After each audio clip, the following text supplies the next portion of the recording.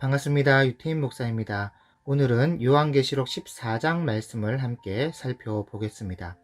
이 요한계시록 14장은 12장과 13장과 마찬가지로 인류 역사의 한 부분을 하이라이트로 보여주고 있는 장입니다.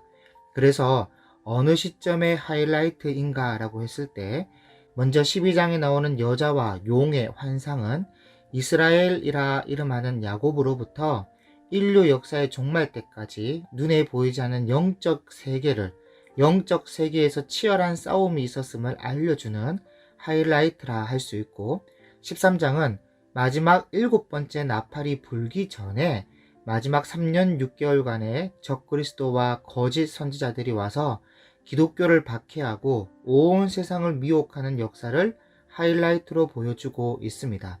그럼 오늘 14장은 어떤 하이라이트를 보여주고 있냐면 7번째 나팔을 불고 난 뒤에 있을 일에 대해서 간략하게 하이라이트로 마치 경종을 울리듯 드라마의 예고편을 보여주듯 성도들의 휴거 이후에 일어날 일에 대해서 말씀해주고 있습니다. 그러니까 7번째 마지막 나팔을 불면 땅에 죽은 성도들이 먼저 일어나고 살아남은 성도들은 그 뒤에 호련히 변화하여 모두 다 휴거하게 되는데, 그럼 성도들의 시간, 성도들의 역사는 그때 모두 끝이 납니다. 그런데 불신자들은 그렇지가 않거든요.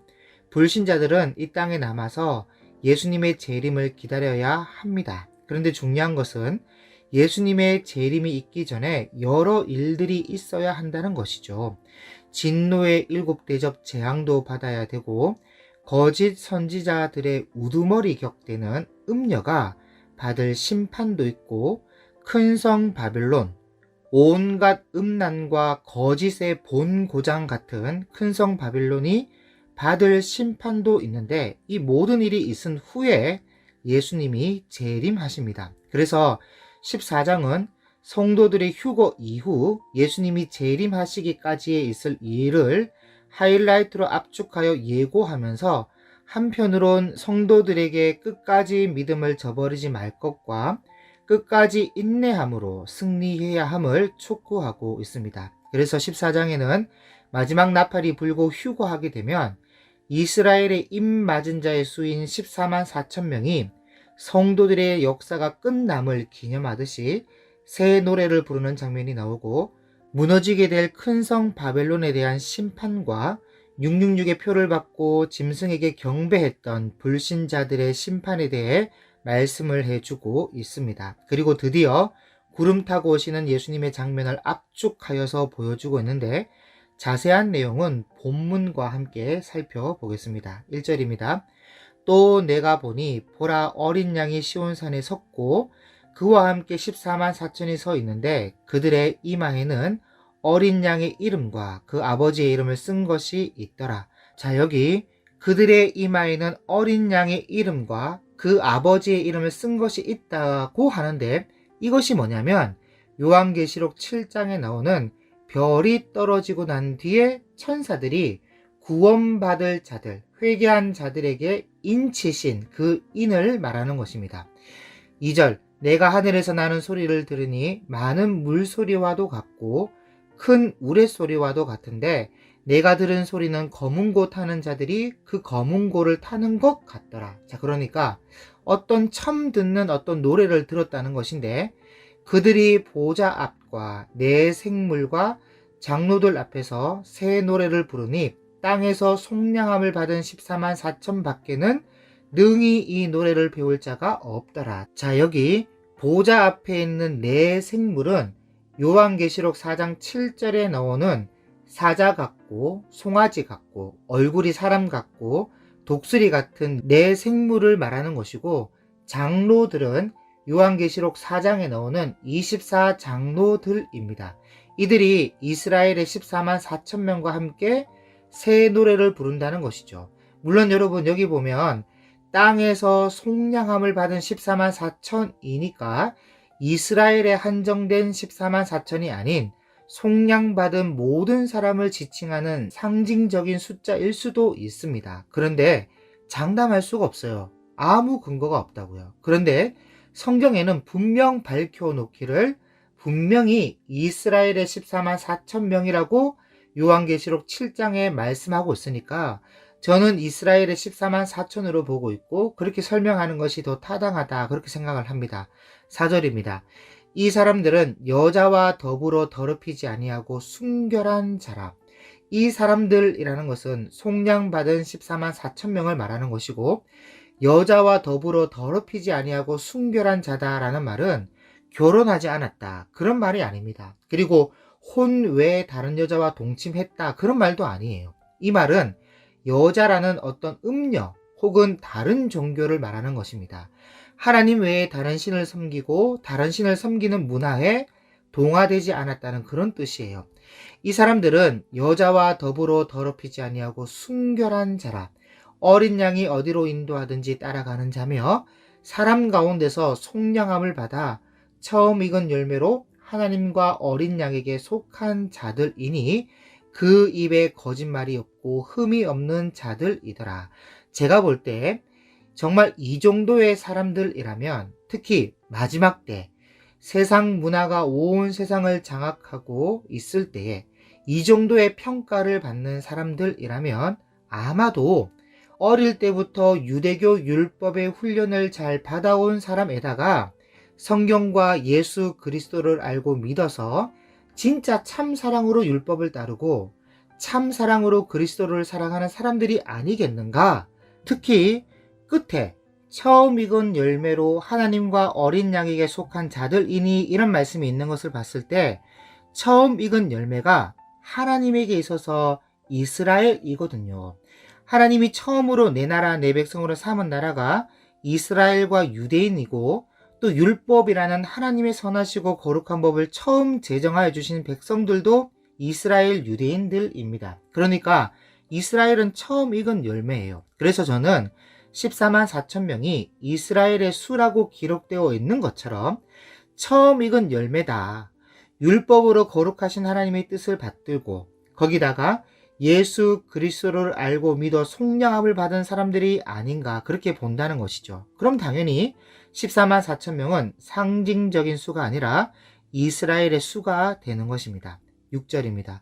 또 보니 다른 천사가 공중에 날아가는데 땅에 거주하는 자들 곧 모든 민족과 종족과 방언과 백성에게 전할 영원한 복음을 가졌더라. 자, 이제 또 다른 장면으로 넘어간 것인데 6절과 7절이 한 파트이고 8절 한 절이 또 다른 파트이며 9절에서 12절이 또 한 파트고 13절이 또 다른 한 파트입니다. 그래서 6절을 다시 보면 다른 천사가 온 땅 백성들에게 전할 영원한 복음을 가지고 날아가는 장면이 나오는데 이 말씀은 마지막 때에 있을 어떤 하이라이트를 보여주는 것이 아니라 예수님의 제자들로부터 마지막 때까지 온 세상에 복음이 전파되는 장면을 하이라이트로 보여주고 있는 장면입니다. 왜냐하면 온 세상에 복음이 전파되어야 진짜 종말의 때가 오고 예수님이 재림하시니까 온 세상에 복음이 전파되는 장면을 보여주고 있는데 이 말씀은 어떻게 보면 고난과 아픔을 당하는 모든 성도들에게 무엇을 바라보고 있어야 하는가를 잘 보여주고 있는 말씀이라 할 수 있습니다. 이게 무슨 말이냐면 사도 요한 당시에 로마 2대 박해인 도미티아누스 황제의 박해가 오니까 성도들이 마라나타 하면서 예수님의 재림을 소망했단 말이죠. 그래서 언제 오시냐? 왜 안 오시냐?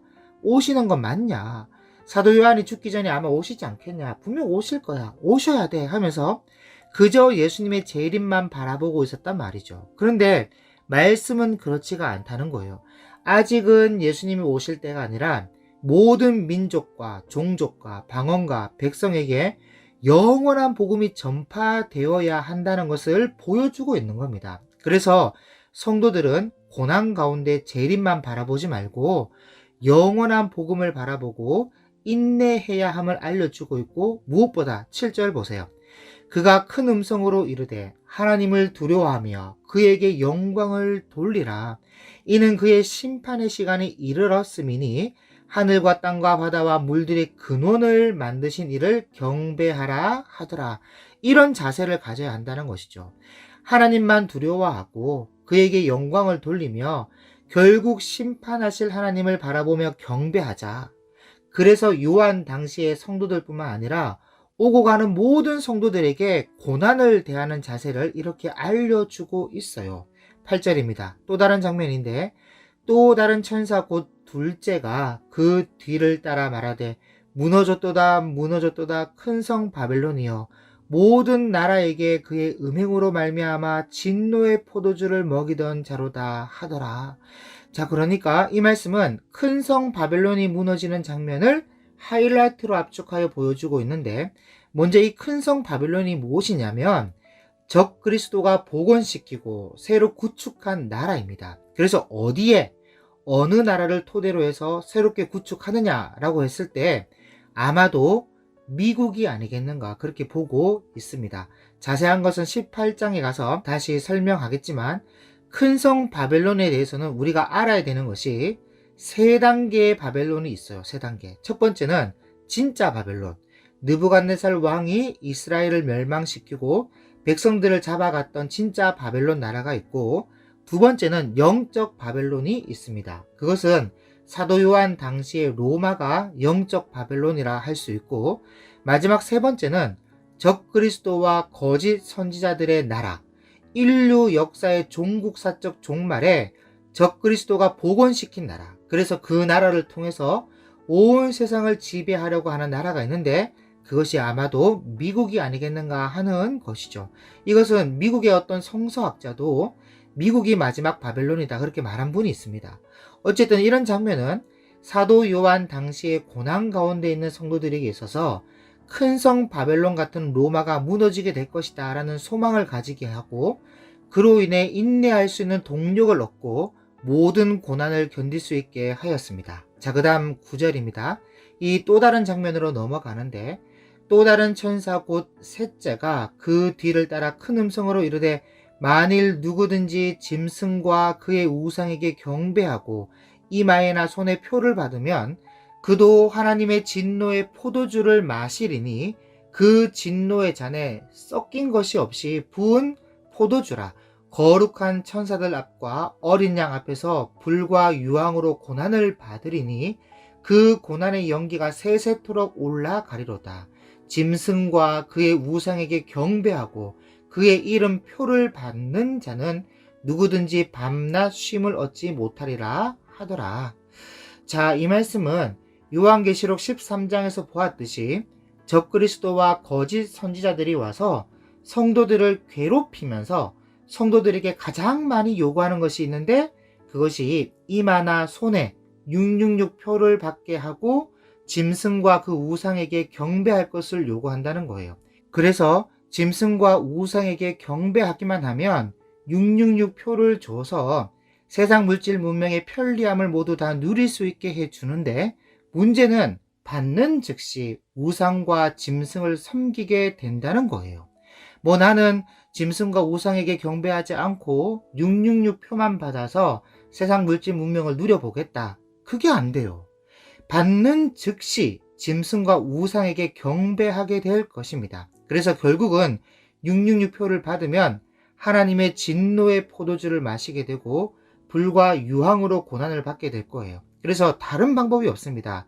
그냥 죽을 자는 죽어야 되고 인내해야 할 자는 인내하면서 버텨야 됩니다. 그래서 12절에 성도들의 인내가 여기 있나니 그들은 하나님의 계명과 예수에 대한 믿음을 지키는 자니라. 계명과 믿음을 끝까지 지키고 사수하며 견뎌야 합니다.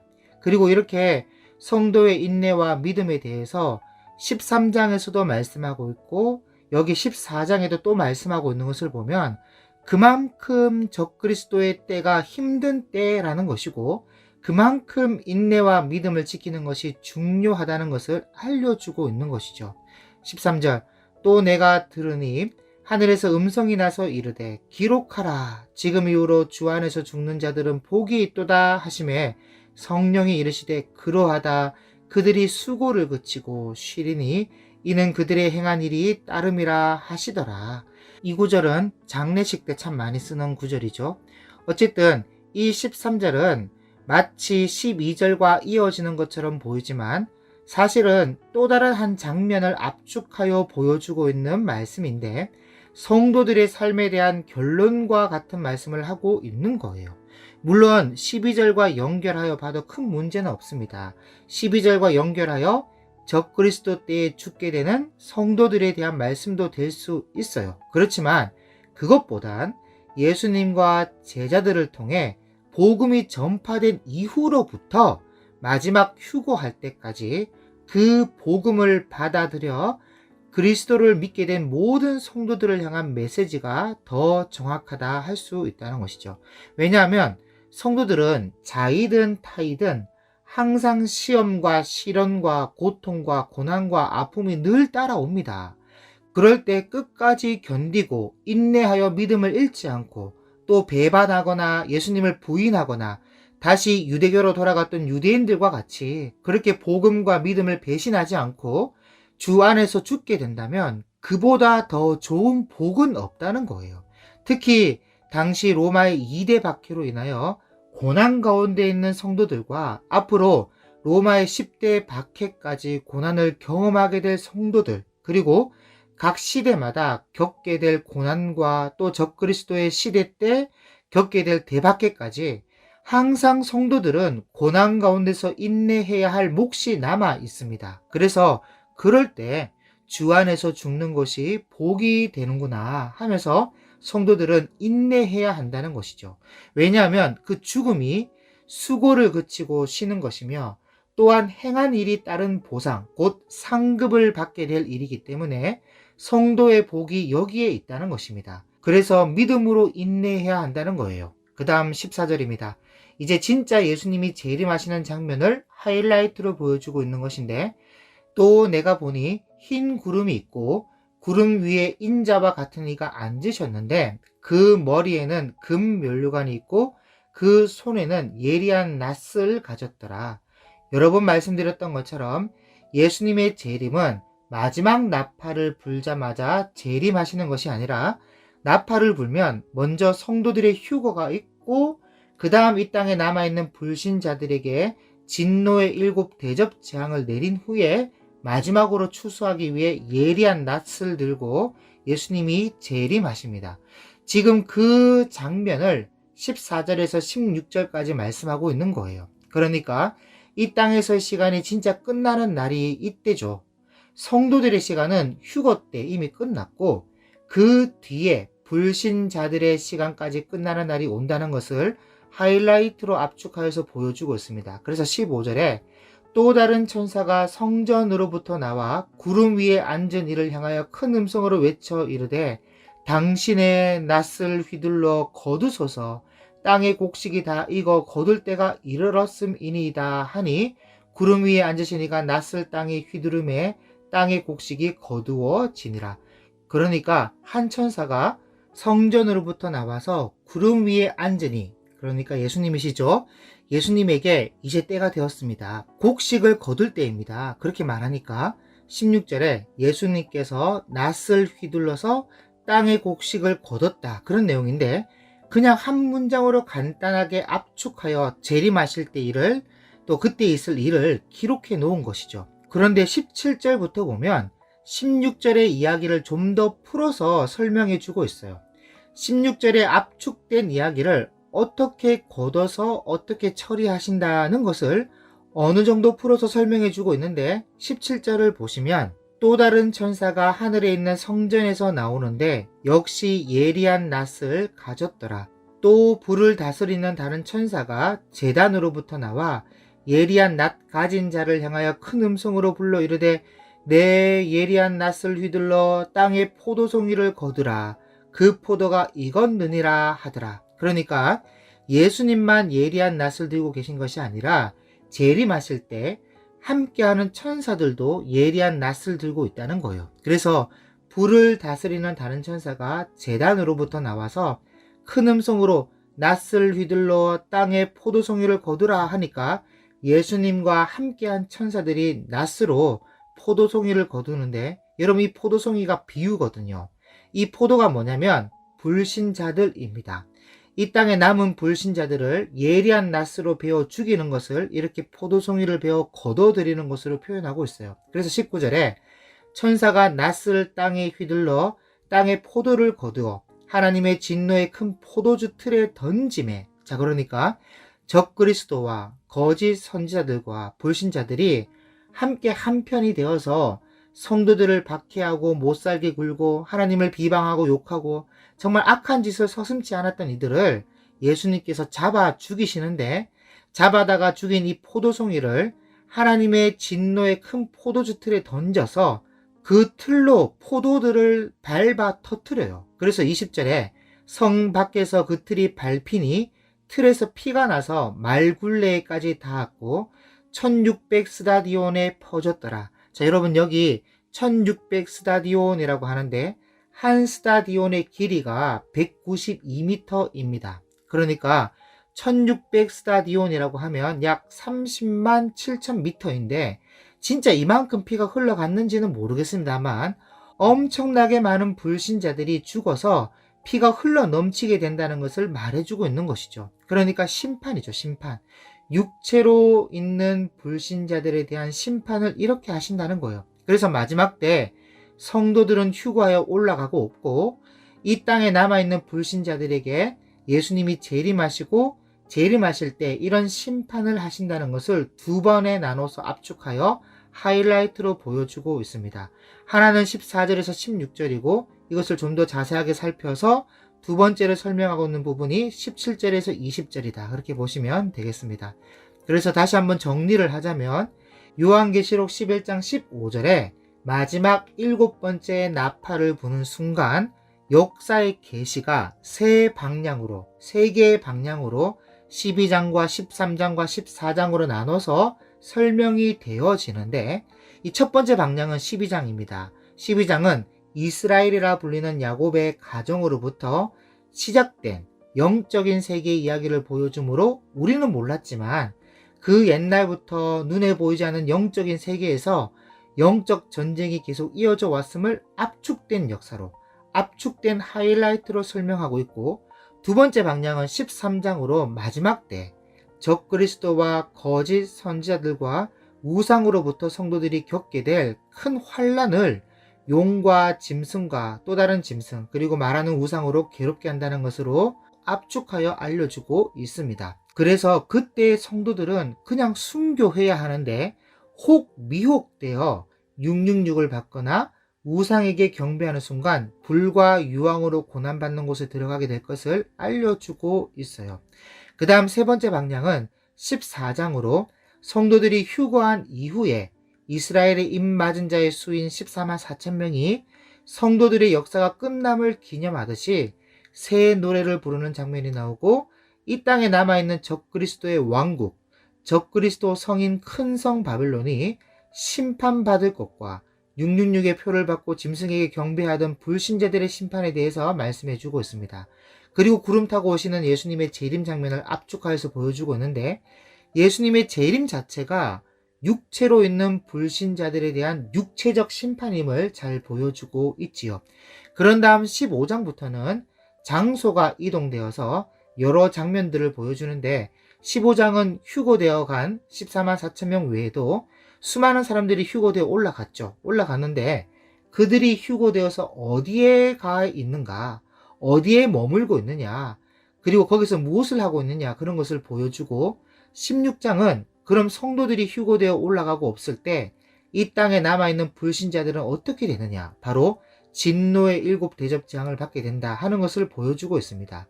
그리고 17장은 거짓 선지자들, 거짓 종교로 적그리스도와 동맹을 맺고 우상을 만들고 성도들을 괴롭히던 거짓 선지자들의 우두머리가 있는데 그가 큰 음녀이다. 그래서 그녀는 누구이며 그 큰 음녀는 어떻게 되느냐 하는 것을 17장에 가서 보여주고 있습니다. 그리고 18장은 오늘 살펴봤던 것처럼 적그리스도의 왕국이라 할 수 있는 큰 성 바빌론이 있어요. 그래서 이 큰 성 바빌론이 어떤 성이었고 어떤 더러운 성이었는지를 낱낱이 보여주면서 어떻게 하여 이 큰 성 바벨론이 무너지는가, 이 큰 성 바벨론이 멸망당하는가 이런 것을 잘 보여주고 있습니다.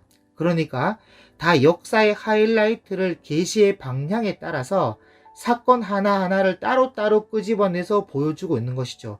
휴거하고 난 이후부터는 다 이런 식으로 보여주고 있는 것입니다. 그리고 19장은 드디어 휴거되어 올라간 성도들, 승리한 성도들이 흰옷을 입고 예수님과 혼인하는 어린 양의 혼인잔치가 있음을 우리에게 보여주고 있으며, 그와 동시에 예수님이 이 땅에 남아있는 불신자들, 7대접장을 다 받은 불신자들에게 재림하셔서 예리한 낫으로 죽이시는 그 장면들을 오늘 14장보다 더욱 자세하게 기록하여서 알려주고 있습니다. 그리고 20장은 천년 왕국이죠. 혼인한 예수님과 허니문 여행을 다녀오는데, 그때까지 마귀는 무적행에 갇혀서 나오지 못하다가 다시 잠시 풀려나는 그런 이야기가 기록되어 있고, 또 전쟁이 있음을 알려주고 있어요. 그런데 이 20장은 난제입니다. 해석이 불가능해요. 왜냐하면 그때 가봐야 알 수 있는 것들이기 때문입니다. 그래서 그저 미지의 세계로 놔둬야 되는 이야기들이에요. 우리가 휴거되어 하늘로 올라가 봐야 알 수 있는 이야기들이기 때문에 이 땅에서는 해석이 불가능합니다. 자, 그 다음 21장부터가 새하늘과 새 땅, 새 예루살렘이 내려와서 영원히 주와 함께 산다는 이야기로 이어지고, 22장은 이 요한계시록이 진실하고 이 요한계시록을 읽고 지키는 자가 복이 있다는 말씀과 함께 오늘 우리에게 경각심을 불러일으키는 말씀으로 마무리가 됩니다. 그래서 다음 시간에는 15장 휴거되어 올라간 성도들이 어디에 있고 무엇을 하고 있는가 하는 것을 함께 살펴보도록 하겠습니다. 오늘은 여기에서 마치겠습니다. 감사합니다.